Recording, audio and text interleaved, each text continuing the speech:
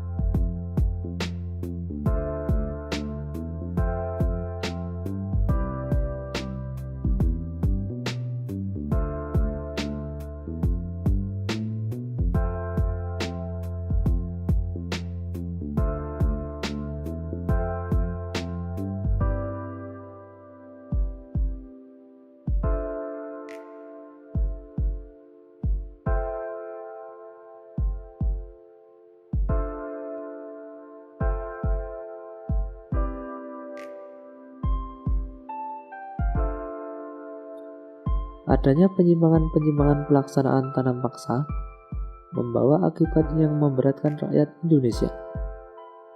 Akibat penyimpangan pelaksanaan tanam paksa tersebut antara lain banyak tanah terbengkalai sehingga panen gagal, rakyat makin menderita, wabah penyakit merajalela, bahaya kelaparan melanda Cirebon dan memaksa rakyat mengungsi ke daerah lain untuk menyelamatkan diri.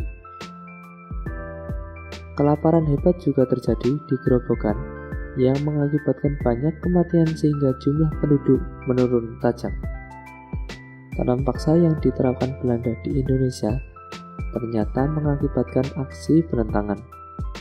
Berkat adanya kecaman dari berbagai pihak, akhirnya pemerintah Belanda menghapus tanam paksa secara bertahap. Salah satu tokoh Belanda yang menentang sistem tanam paksa adalah Douwe Dekker dengan nama samaran Multatuli. Dia menentang tanam paksa dengan mengarang buku berjudul Max Havelaar. Edward Douwe Dekker mengajukan tuntutan kepada pemerintah kolonial Belanda untuk lebih memperhatikan kehidupan bangsa Indonesia karena kejayaan negeri Belanda itu merupakan hasil tetesan keringat rakyat Indonesia. Dia mengusulkan langkah-langkah untuk membalas budi baik bangsa Indonesia. Langkah-langkah tersebut adalah sebagai berikut. A. Pendidikan atau edukasi. B. Membangun saluran pengairan atau irigasi. C. Memindahkan penduduk dari daerah yang padat ke daerah yang jarang penduduknya atau transmigrasi. Sesudah kita mengetahui sistem pemerintahan pada masa kolonial, kita juga harus mengetahui reaksi rakyat Indonesia terhadap pemerintah kolonial. Reaksi rakyat Indonesia terhadap pemerintah kolonial. Menjelang kedatangan bangsa Eropa, masyarakat di wilayah Nusantara hidup dengan tentram di bawah kekuasaan raja-raja. Kedatangan bangsa-bangsa Eropa di Indonesia mula-mula disambut baik oleh negara Indonesia. Namun, Lama-kelamaan, rakyat Indonesia mengadakan perlawanan karena niat jahat bangsa-bangsa Eropa itu mulai terkuak dan diketahui oleh bangsa Indonesia. Perlawanan-perlawanan yang dilakukan rakyat Indonesia disebabkan orang-orang Barat ingin memaksakan monopoli perdagangan dan berusaha mencampuri urusan kerajaan-kerajaan di Indonesia. Simaklah juga peristiwa perlawanan terhadap Portugis berikut ini. Peristiwa perlawanan terhadap Portugis. Setelah Malaka dapat dikuasai oleh Portugis pada tahun 1511, terjadilah persaingan dagang antara pedagang-pedagang Portugis dan pedagang di Nusantara. Portugis ingin selalu menguasai perdagangan, maka terjadilah perlawanan-perlawanan terhadap Portugis. Perlawanan tersebut antara lain sebagai berikut.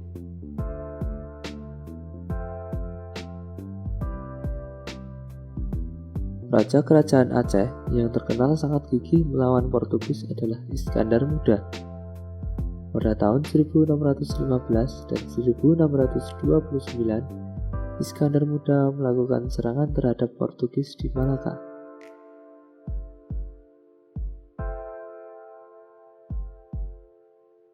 Pada awalnya, Portugis diterima dengan baik oleh raja setempat dan diizinkan mendirikan benteng.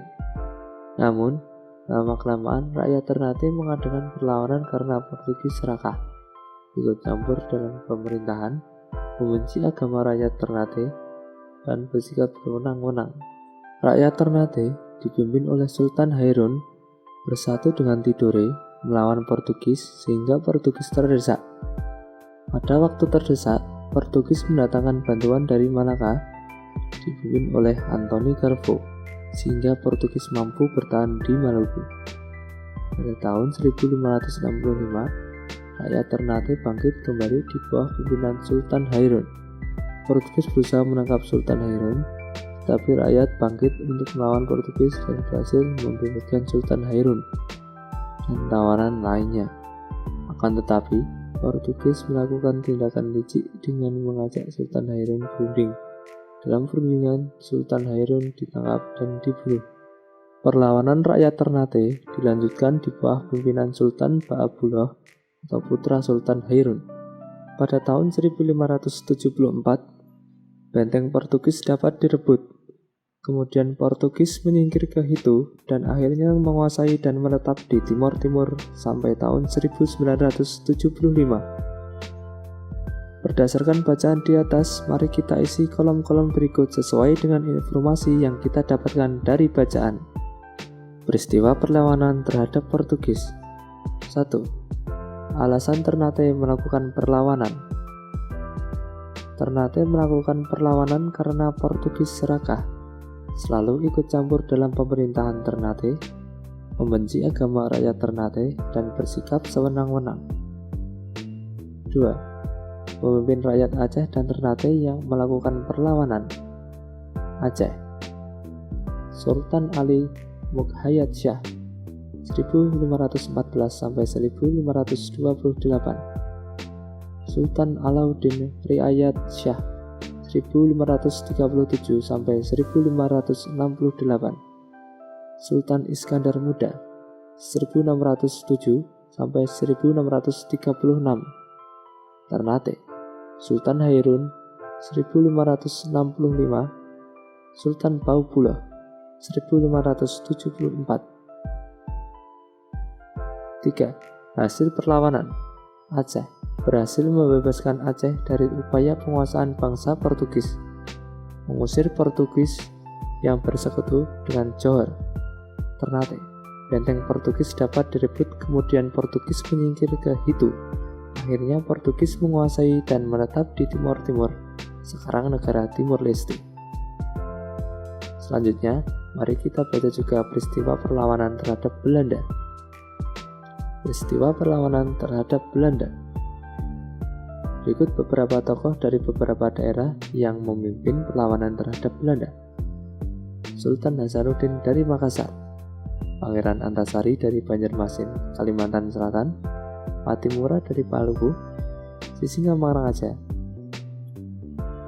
Patimura dari Maluku, Sisingamangaraja dari Sumatera Utara, Sultan Ageng Tirtayasa dari Banten, Pangeran Diponegoro dari Yogyakarta, Silas Papare dari Papua. Perlawanan terhadap para penjajah di berbagai daerah banyak mengalami kegagalan. Salah satu sebabnya adalah perlawanan yang dilakukan masih bersifat kedaerahan dan secara sendiri-sendiri. Dengan demikian, perlawanan itu tidak akan kuat dan mudah diadu domba oleh penjajah. Negara kita sangat luas wilayahnya dan beragam pula sosial budayanya. Seandainya setiap daerah, suku, dan golongan bersatu padu melawan penjajah, niscaya penjajah dapat kita usir sejak zaman dahulu kala. Dari asal pahlawan-pahlawan kita, keragaman sosial budaya juga berbeda-beda dari asal mereka tinggal. Budaya merupakan segala sesuatu yang dihasilkan oleh akal budi manusia. Adapun wujud benda yaitu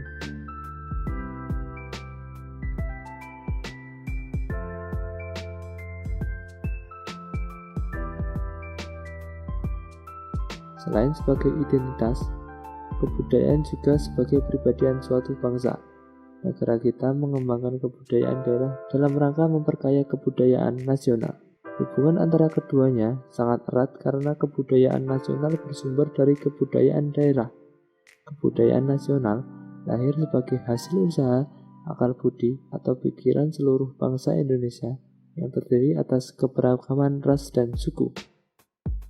Faktor penyebab keragaman bangsa Indonesia. Indonesia merupakan negara kesatuan yang masyarakatnya majemuk. Bangsa Indonesia terdiri atas beberapa suku bangsa yang menyebar dari Sabang atau ujung Sumatera Utara sampai Merauke, ujung Papua.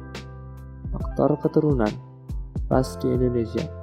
Berdasarkan ciri-ciri fisiknya, masyarakat Indonesia dapat dibedakan menjadi 4 kelompok ras sebagai berikut.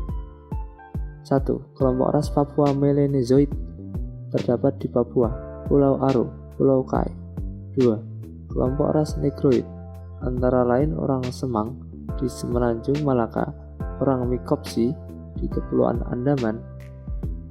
3. Kelompok ras Wedoid antara lain orang Sakai di Siak Riau, orang Kubu di Sumatera Selatan dan Jambi, orang Tomuna di Pulau Muna, orang Enggano di Pulau Enggano, dan orang Mentawai di Kepulauan Mentawai. 4. Kelompok ras Melayu Mongoloid yang dibedakan menjadi 2 golongan. A. Ras Proto-Melayu atau Melayu Tua, antara lain suku Batak, suku Toraja, suku Dayak. B. Di samping kelompok ras di atas, masyarakat Indonesia juga terdiri atas kelompok warga keturunan Cina atau ras Mongoloid, warga keturunan Arab, Pakistan, India, ras Kaukasoid, dan sebagainya yang hidup berdampingan membaur menjadi warga negara Indonesia. Masyarakat Indonesia tidak mengenal superioritas suatu ras dan tidak menganut paham rasialisme. Suku di Indonesia.